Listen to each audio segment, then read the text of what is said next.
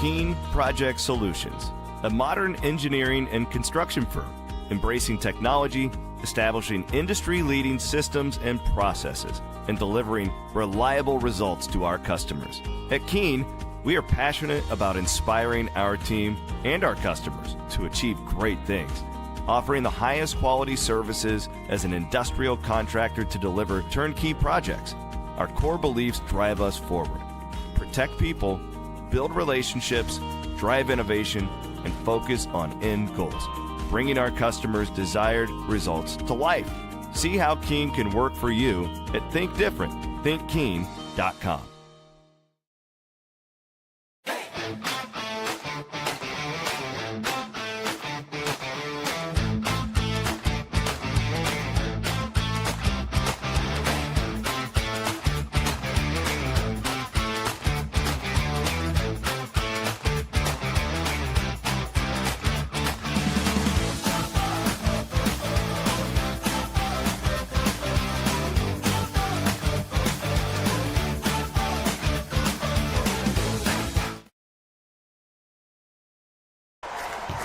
This is a matchup for the ages.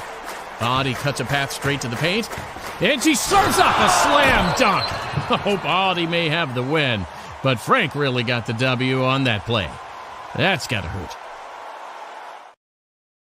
Everyone, welcome back to the Cyclone Fanatic post-game show. I'm your host, Leah Nelson. Chelsea Poppens will be joining me in the studio to chat about Iowa State's game. They just played against Princeton. They survived, and they're advancing in the NCAA tourney. We will talk about it, but before we get started, let's thank a couple of our sponsors. Starting off with Fairway Meat and Grocery. It is almost grilling season. It's fast approaching, and we're super excited about it. There's no better place than Fairway Meat and Grocery to grab those good quality meats. We are so excited to have them as a lifelong partner of Cyclone Fanatic. And then we've got our friends over at Country Landscapes. If you are thinking about making a big move to your home this spring and summer, make sure you check out Country Landscapes. They have locations in Ames, Clear Lake, Des Moines, and North Liberty. They can help with any type of design, build project to your outdoor living space. So make sure you check out Country Landscapes. All right, Chelsea, not the most stunning, beautiful, gorgeous game we've seen out of Iowa State, but at this point, we'll take it. We'll take it. Exactly. They won. They're advancing. That's all we can ask. But, what are a few things just off the rip that Iowa State could probably fine-tune in the next... Oh, very nicely said.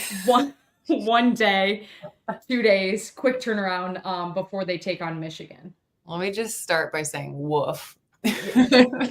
Woof. Yeah. To that second quarter. That first half was pretty rough. But, kudos to Addie and Audie for making the comeback, turning it around. I thought, yes, a win is a win. But I was very impressed by Chia and Princeton's, their defense, for one. They were in lockdown defense, and not really any fouls were called. I didn't see any that were blatantly obvious that really wanted to fight on. And they shot the lights out. We could have been a little bit closer on Chia for those threes and what she was doing, a better defense in the first half. But I really liked that we were able to. I'm sure Coach Finley got on their asses second in the halftime and yelled at them.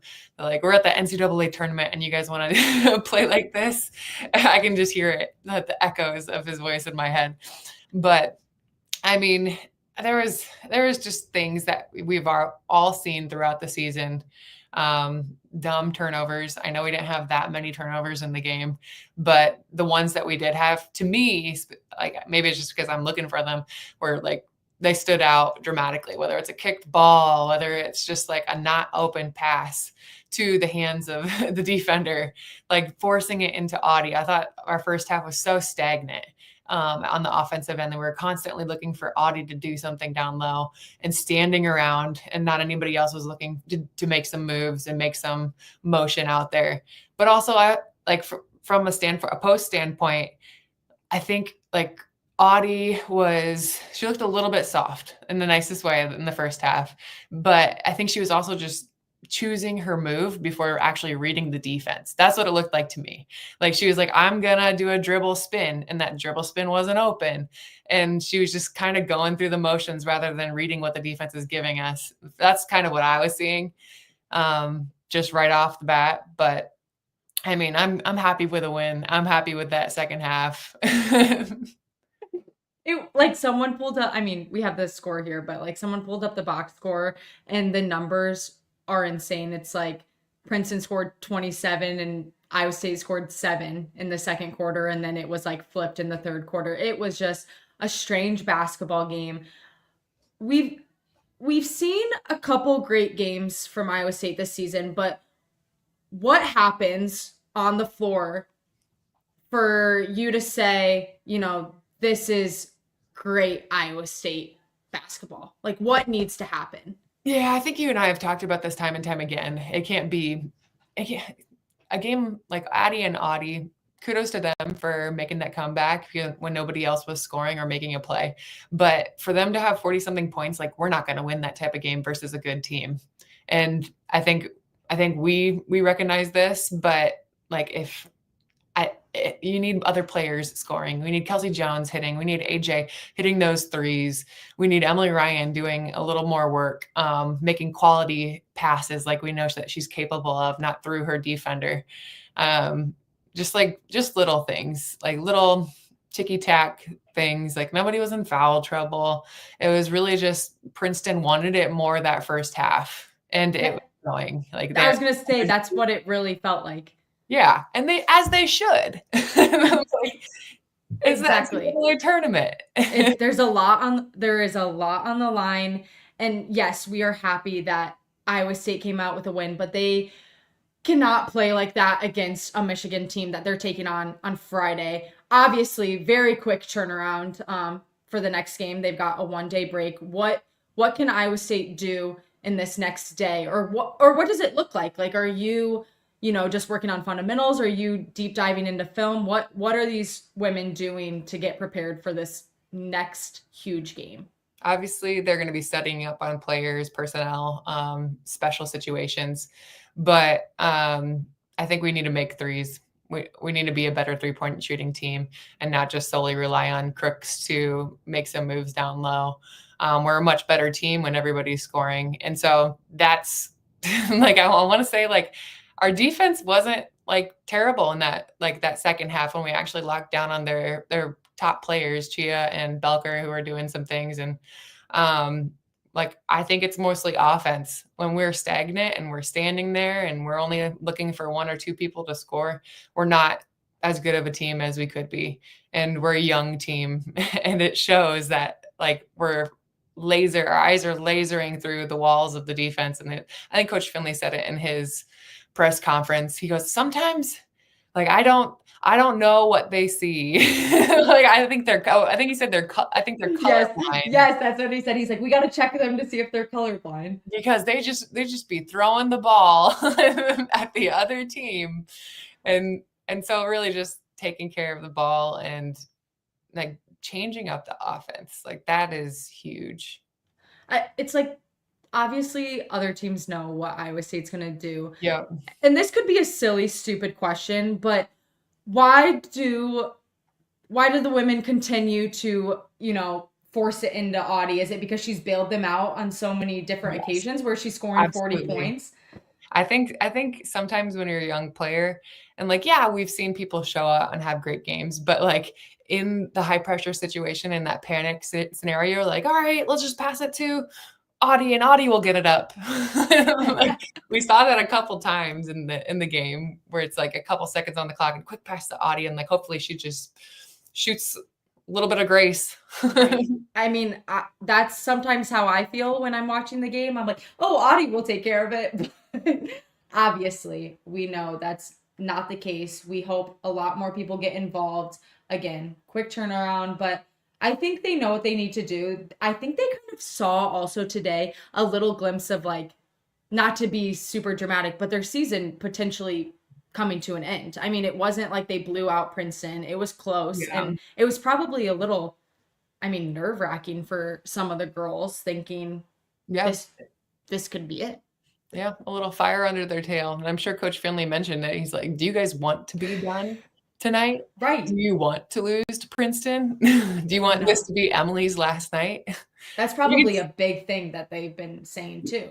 Yeah, you could see Emily, like the frustration and the grit, like just in her facial expressions, like she wanted it. She did not want to go down without fighting.